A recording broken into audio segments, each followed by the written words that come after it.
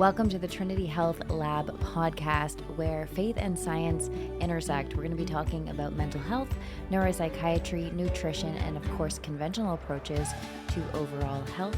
If that's for you, I'm excited. Get ready to jump in. So this episode is going to be very juicy. We have the honor of welcoming Andrew Melrose onto the podcast. He really is an expert authority when it comes to mold. He is the owner of the Mold Authority, and he has really paved the way for the mold industry and getting knowledge and awareness out there when it comes to mold, and mold specifically in the home. So I am very excited to share this episode with you. Without further ado, welcome Andrew Melrose. So I'm excited to have Andrew actually on the podcast. A lot of you who follow this podcast know that we talk a lot about mold, and I would consider Andrew kind of the mold expert when it comes to, everything mold. So Andrew, thank you for being here and sharing your perspective. We really, really appreciate it. Let's start off with kind of how you got into mold. Awesome. Yeah, thanks for having me. I have always been into health and wellness, really every side of it. Very fascinated by how the body works, mind, emotions, spiritual, all of it. What I didn't know much of anything about was the environmental side. And so when I met a friend, Tom Ray, started to see that he was in that industry, started shadowing him a little bit. And within the first 2 to 3 weeks of, really seeing what he did in the testing and inspection space, I started to see that this was a much bigger issue than I initially thought. And it kind of was like, it was just a big kind of light bulb moment of there's a whole industry here that I didn't know anything about, and how the environment can really impact us.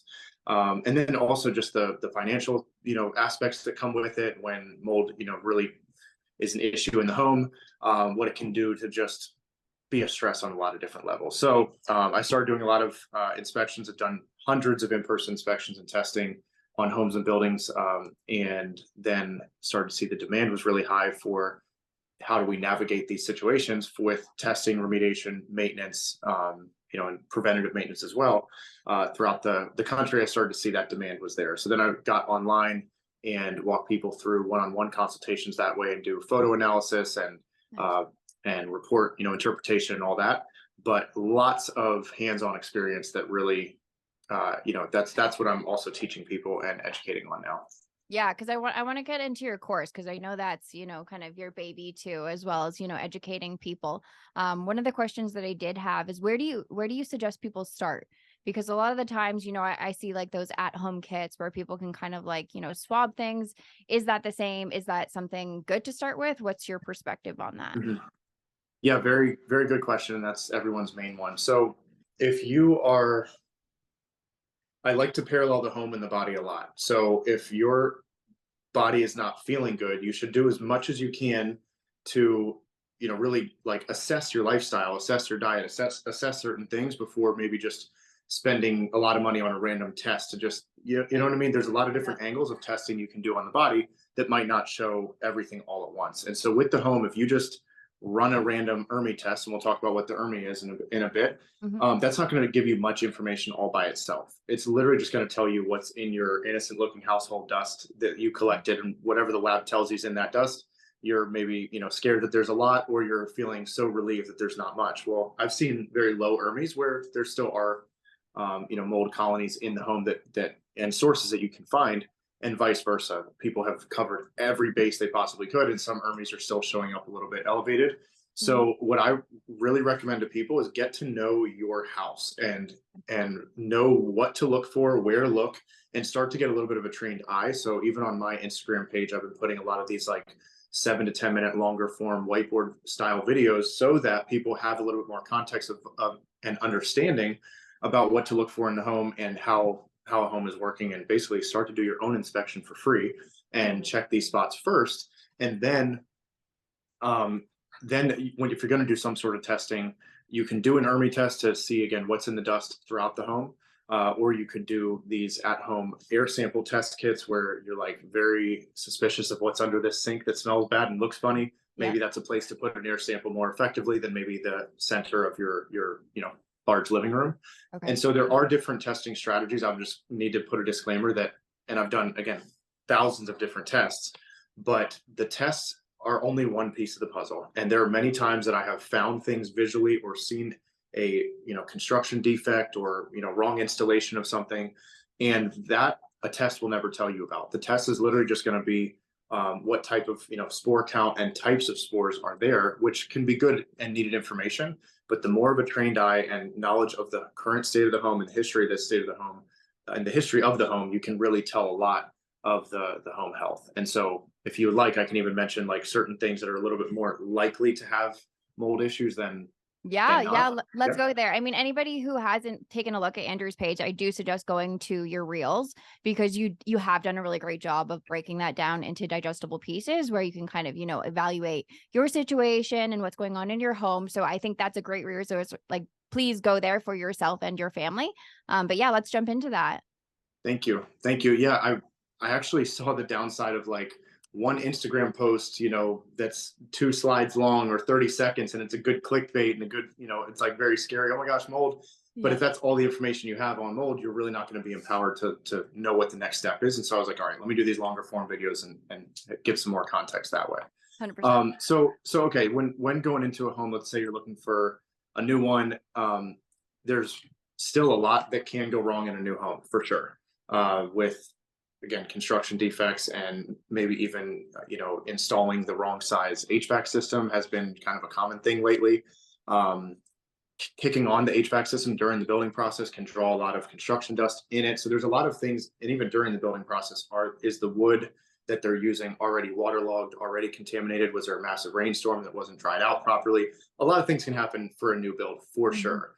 And even how the homes are built these days is very tight, which can cause, like they say they're doing it for energy efficiency, but that can also cause, more condensation in the home and less circulation and ventilation at times. Okay. But then you go to old homes and you're like, okay, we are inheriting the history of this home, whatever the history of it was. We don't know how many owners were here. If you're going into a 40-year-old house, you have 40 years of different seasons potentially and climates and how people, how they treated the home. Are you going into an old home with very old carpet? Now there's a lot of microscopic history there. Is it a 20-year-old HVAC system you're inheriting that you might need to change out soon? Anyway, so it's weighing the pros and cons of like the age of the home doesn't always mean like, okay, new home, you're good. I like for if it is like a 5-year-old or so home, I do like our odds that there's only 5 years worth of potential issues there. Still, it's worth inspecting very thoroughly. But like I mentioned, the most common places where mold has kind of highest concentrations would be in a crawl space. Most homes that have a crawl space underneath your home, you're living on top of that. The stacking effect takes place where the air pressure and temperature differentials will move air from the bottom up into the home a bit. Some homes a lot more than others if there's gaps in the floors and things. That's usually on older homes. But if there were floods down there and high bacteria levels and things like that, there is some sort of movement from that air, sharing up into the living space a bit. So crawl spaces are not always a complete deal breaker, but 9 times out of 10, they need something done. And then the maintenance of it, and no one likes spending money under their house. I mean, that's like the least, our least favorite way of spending your money, right? Yeah.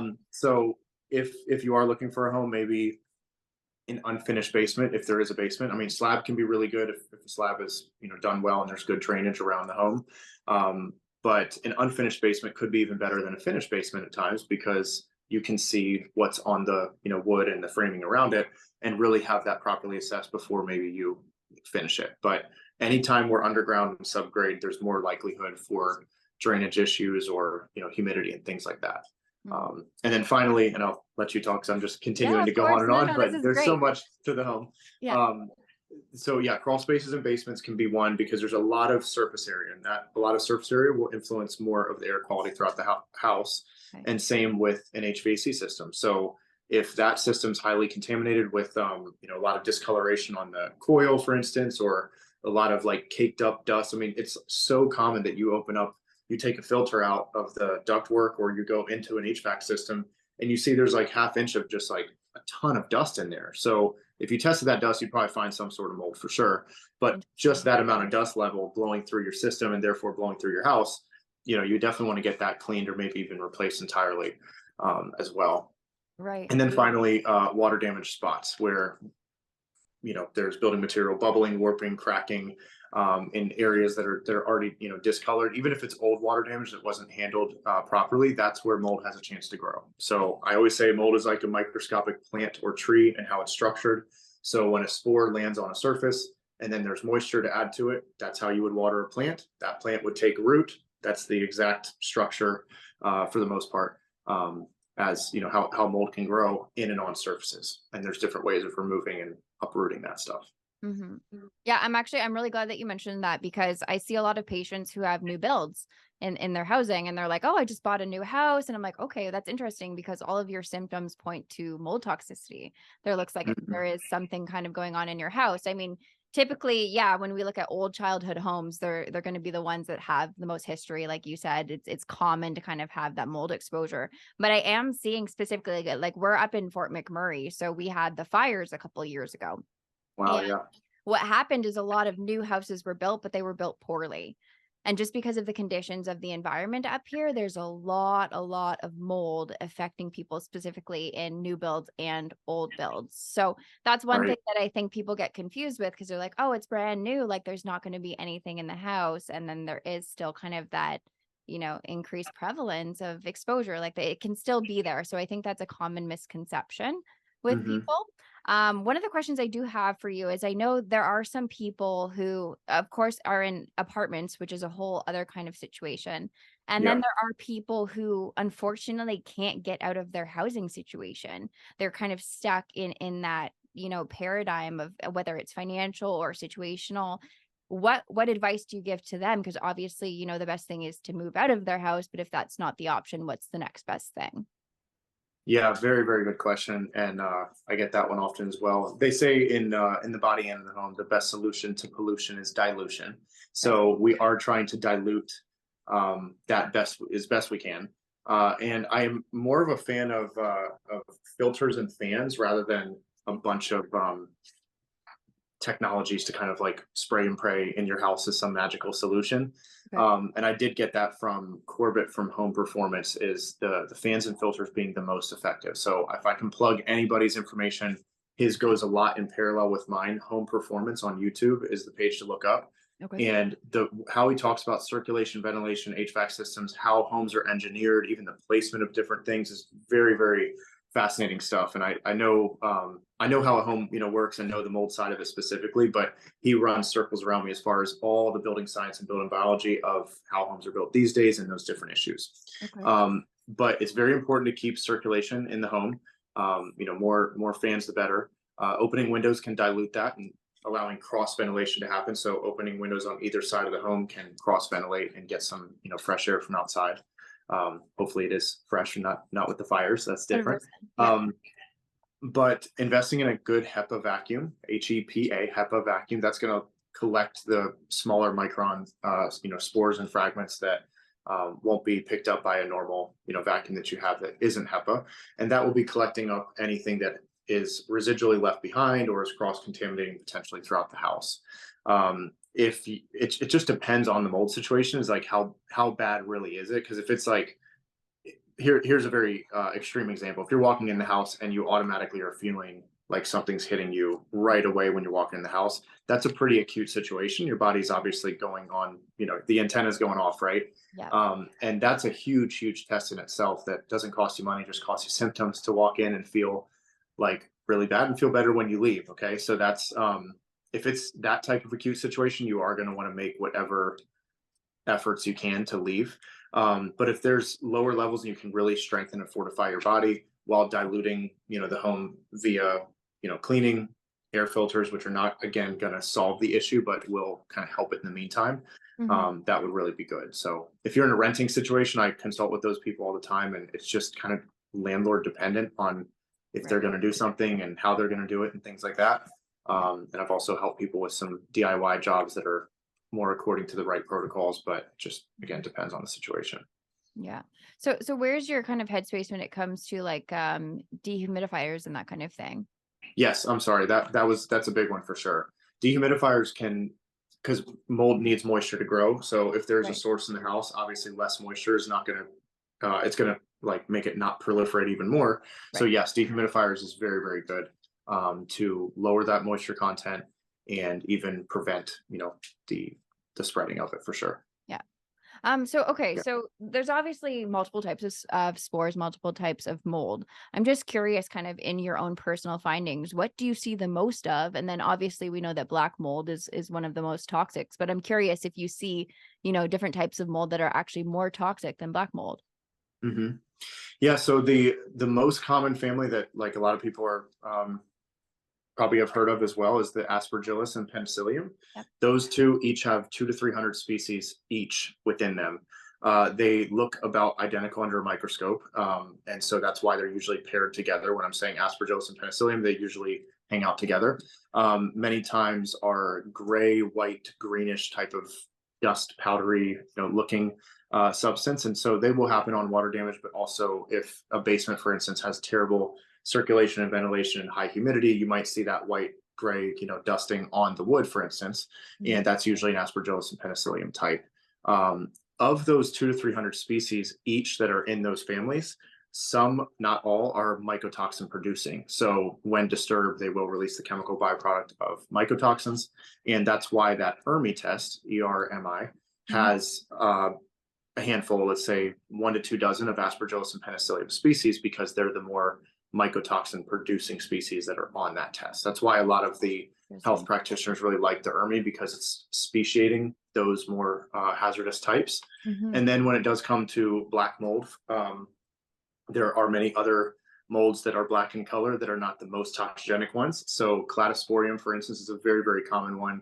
If you go into a restaurant and you see like black on or around the vents, especially like on the metal vents, that's usually a Cladosporium type of mold. And I call it personally a warning mold, because it's black in color, so you're going to see it a little bit easier. Right. You might freak out, but that needs longer term water damage for it to become toxigenic over time. Most times that's how it works.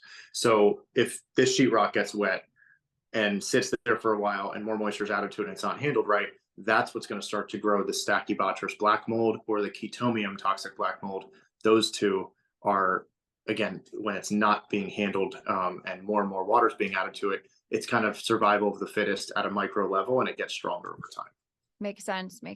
I'm curious, actually, do you know about the mycotoxin test by Great Plains Lab?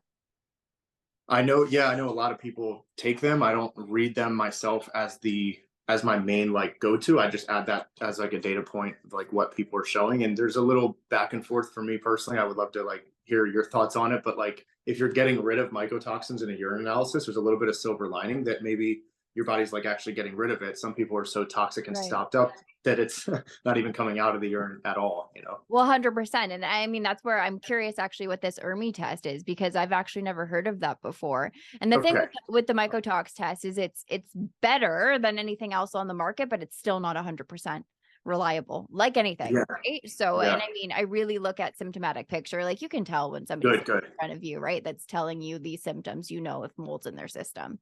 Yeah, Melanie, agree. Like how someone's feeling in the house versus out of the house, what they're sensing, what they're smelling. Like we're made of all this stuff. Like the biology is made of like so much, fungi, bacteria, viruses. Like we have so much of it all in us and on us all the time. And so our bodies are going to notify us if we're uncomfortable. And so paying attention to symptoms and different correlations are very, very important. Every time the AC kicks on or the heat kicks on, like we have this happen, or it's only when I'm waking up. Like there's a lot of different correlations to put into the mix.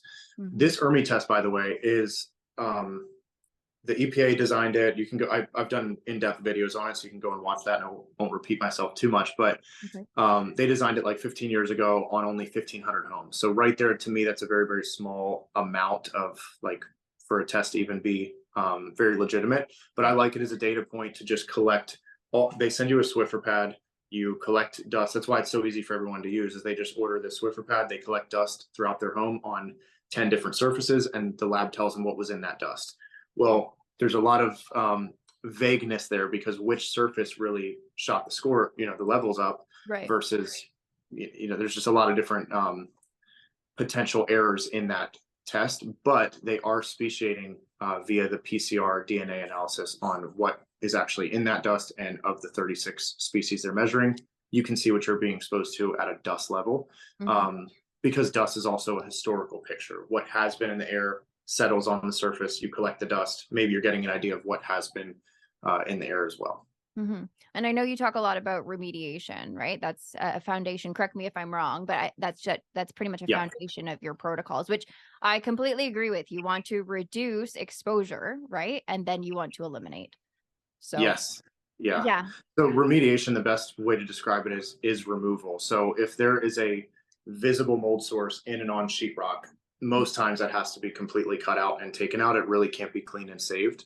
Okay. That's because sheetrock is very porous. And so, and like I said, the more toxigenic molds usually show up there when water interacts with it. Mhm. If there is mold in or on wood, wood can be cleaned and saved, just very thorough cleaning under the remediation protocols that, again, I've outlined on a lot of my videos as well, but it's a manual removal. And so instead of trying to kill or treat mold, those two words are not really the goal, because Right. let's go back to the analogy of plant or tree. If mold's like a plant or a tree, let's say you had a Christmas tree in December at your house and you want to get rid of it in January, you're going to take the tree out and drag it out the house to get it out. You're not going to, fog it or spray some magical thing on it, hopes it Right. disappears. The goal if mold is in the house is to remove it. And so you're either removing the building material that it's embedded into that you can't save, or you're, manually cleaning it up and off those surfaces. And there are mold remediation companies that should be following standard protocols to do that the right way. 100%. Yeah. I mean, I was in actually my student house. This is how I kind of like stumbled on mold. I was reflecting back on my university days, and our Yeah. landlord actually completely, like, this is crazy to me, but he ended up taking the house and he completely flatted it except for the basement. So he kept the basement mold, which still had black mold all over the walls. Like, it was completely filled with black mold. But he was just like, "Oh, you just don't go down there. That's like the solution to this." He completely Oh, flattened it, built a brand new house on top of a foundation that was swimming in black mold.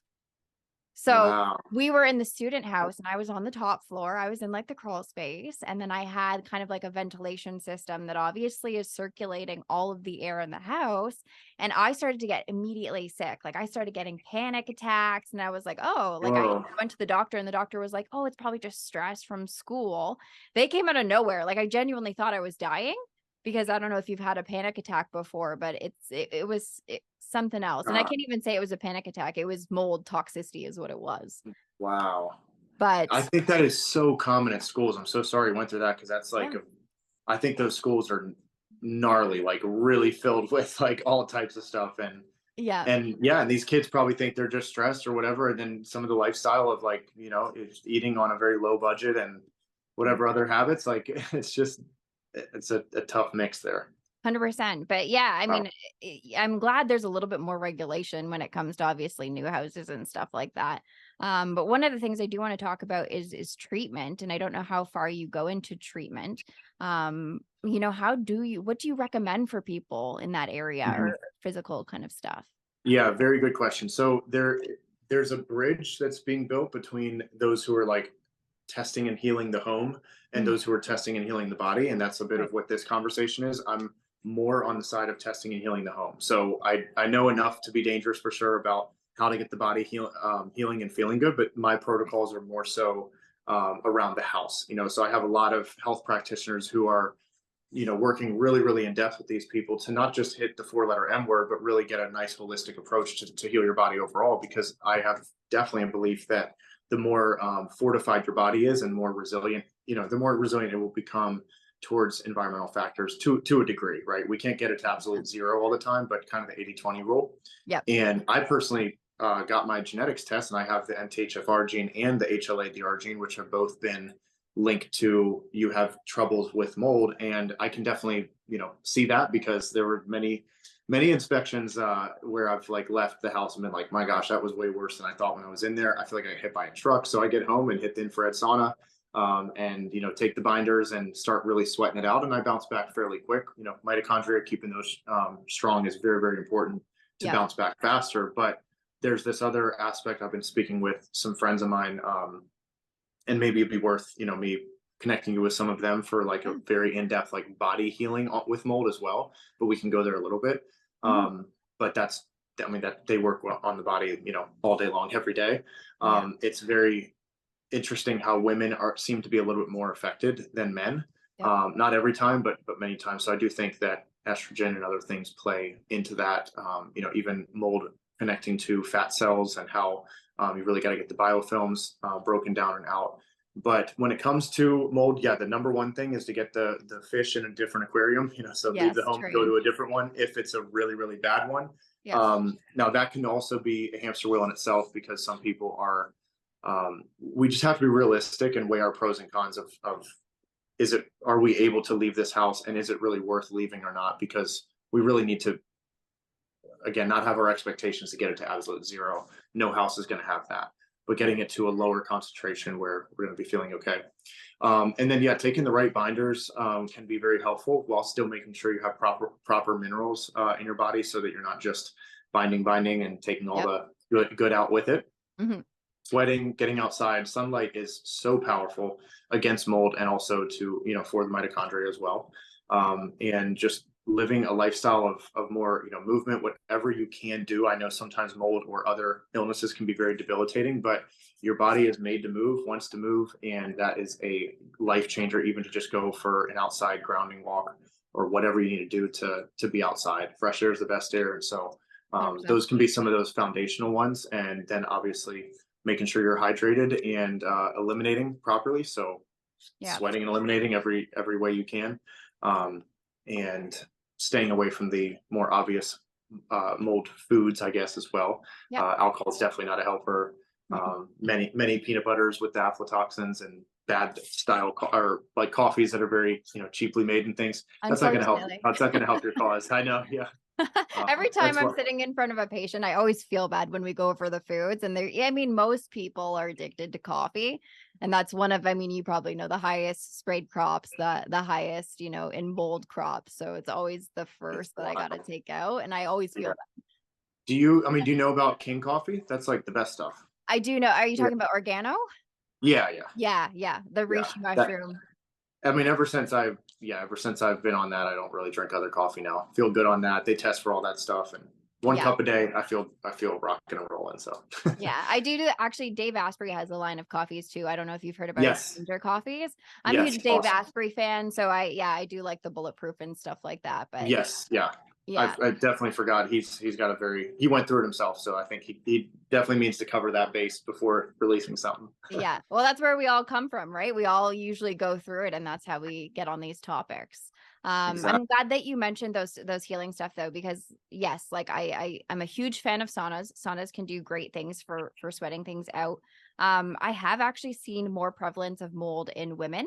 And unfortunately, children, I'm seeing it a lot. I have a huge pediatric practice, and just because their immune systems are unfortunately weaker, their detox abilities are always a little bit struggling at that age. I'm just seeing a lot of mold. I am using a lot of, I don't know if you've heard of Cellcore before. Mm-hmm. Of course. Yeah, the Cellcore protocols are quite good. I do homeopathics, a lot of elimination, drainage, like you said, making sure that biofilms are broken down. The other thing is actually co-infections, and I don't know if you've come into that.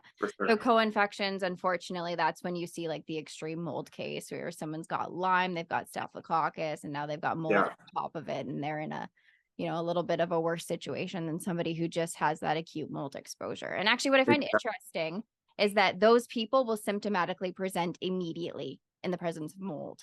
Just because they're so heightened and so sensitive, they can pretty much walk into any environment, and that's when you get that acute kind of response.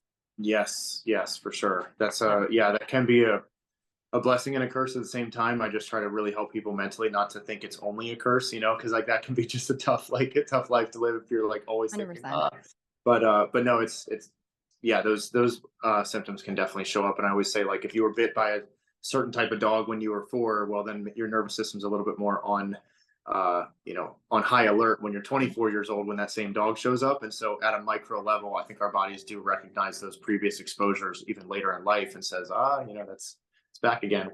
Yeah, I could go down the rabbit hole with that, but we're not going to. One thing that I actually do want to talk to you is, I know you talk a little bit about like religion. I don't normally get into it, but mold is biblical. And I'm just very curious as to what kind of your perspective is on that. Yeah, great question. So many different places I can go. I think the main thing I want to say is that when I got in this industry, I realized, like I said, within the first few weeks, that it was much more about these people who are suffering, and like really knowing the heart and soul of like those who are actually going through this being really tough. And so I Mhm. did very much, I had my own massive like life change, being depressed, addicted to drugs, like full of hate. I had like Mhm. just a wild growing up, and had a radical life change where I was just completely set free from me and from all those burdens I thought I would never not carry in my life. And so after that, it's just I want to see other people free in that same way. And I started to really pray and like ask God to show me how to best help people, Mhm. because this stuff is nature's decomposer. And if we scandalize it too much, then we'll think there's just like a constant enemy that can never be beat. But it's outside and prevalent in nature. We just want to take good care of our recycled air box, our home, and really make it a haven that can be safe. So I've really talked to people about like we need to do the practical, natural things to get the home as good as we can, get it within reason, within control, and also, really taking care of our body, because mold can really be a teacher. And if we again take the scandal off it, we can see that mold shows up in our life and it flips a lot of things upside down for some people and can be very, very difficult. But if we only put a story of negativity, hardship, and all that around it, then we're going to keep it locked into that same definition for the rest of our life. But if we say, okay, it was very, very hard, I'm going to accept that, not deny it, but still realize that it actually came to teach me about my own body, about ways to improve my health. Wow, that was actually a catalyst for my good. And so I'm definitely a believer that all things come from God. It's just a matter of how are we going to perceive it and what are we going to name it. And that's just a very, very, it can be a very tough thing. The very thing that caused so much suffering is hard to say that was for my good, but that's just part of the process, and we're all on our journey of how that shows up. But in your case and many other cases, your suffering becomes part of that purpose that you're giving to the world around you, to say like, no, I'm getting through it, or got through it, and I'm going to help you do the same. And 100%. so I care most about the hearts and minds of the people going through it. I want them happy and healthy, and healthy in their body, but I don't want the hardship and the PTSD almost of the scarring mentally and emotionally to hang on with them for the rest of their life, of like that was just a terrible season of life, and playing that that same negative story over and over and over, because it's Mhm. hard enough going through it. Let's not add all that to it as well. So knowing that we are eternal spirits and we have the power to heal, that we are truly life-giving spirits, and that spirit is giving life to our bodies even now, putting a little bit more emphasis on that ability to heal rather than our inability to heal, really. Yeah, perfectly said. Perfectly said. And actually, that's pretty much, what I wanted to wrap up with. The last thing I want to talk about is your course, because I know you have a course and I know a lot of people are going to find value in that. What specifically do you talk about in the course and how can people find it? Thank you. Yeah, the my Instagram page is really the place to talk, and engage with me and watch all those free videos. I tell people, if you just skip one night of Netflix and binge my page, you'll learn a lot about mold in one night, and you'll probably be good. And there's a lot of different places to go and learn about mold that are probably good spots too. But I'm very confident that you'll be, pretty well versed after binging my page a bit. This course is a mini one. I did it live with people, and it was very life changing for them, and it was really more around the what we kind of just talked about, like the story that you've told yourself around mold. And so it's really about rewriting your health story. And so there is a module that's just about the practicals of mold, but a lot of it is on the spiritual aspects of it as well. My favorite module is about the 23 different representations that mold could also have in our life. So mold Interesting. thrives in the dark, for instance. So what could it be showing us? That we are keeping certain secrets in the dark, and it's showing us to come to the light. There's 23 different ones, so it's fascinating to go through and say, wow, I resonate with 5 of those. That's definitely something mold's teaching me about my own self. Or what some of the students were like, I resonate with 20 of these 23. I was like, good, you're gonna redeem that much more Yeah. in your life, and that's what it's going to show you. So that course is definitely a bit deep.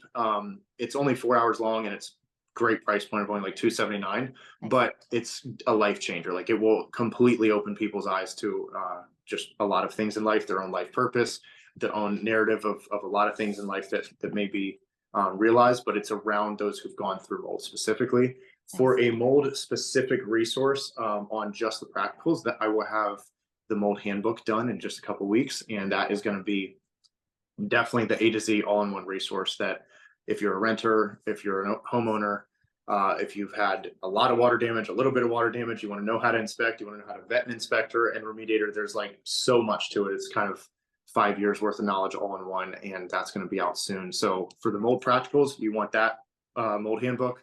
For the for kind of healing from the inside out, what I call it, that's where the course is absolutely life changing. Awesome. I know every single one of my listeners is going to be interested in that course. It's definitely resonating with me personally. And I know a lot of my patients actually will be very interested in that. I'm glad you brought the spiritual and that deeper aspect into healing. Thank you. Yeah. It's really needed. We have so much more in us than we know, and really rewriting our story is a very, very powerful practice to do. Yeah. And in that course, we rewrite our story in 4 different narratives from different perspectives. It's big time. Nice. I can feel it. And then anybody who is interested in following Andrew, I will have in the show notes his website, his Instagram handle, links to all of his courses and handbook when it's out as well. So you'll have that there. Andrew, thank you so much for your time and knowledge. Really appreciate it. Thank you. Yeah, you're so genuine and really care about what you do and the people. And I just really appreciate that a lot. It's definitely more than just a job for you. I can definitely tell that, and would love to get your name out there more and more and learn more about how people I work with can. Likewise. Thank you. Thank you for the healing that you do. Very important. You too, sister. Thank you. Thanks. And that wraps up another episode of the Trinity Health Labs. We appreciate your support and love the fact that you are here. And we also value your feedback. So we love to know what you think of the show, anything that you would like us to cover. And lastly, if you're not following us on social, you can find us on Instagram at Trinity Health Labs Podcast. So if you type in Trinity Health Labs, you'll find us there, as well as YouTube. All right, we'll see you next time.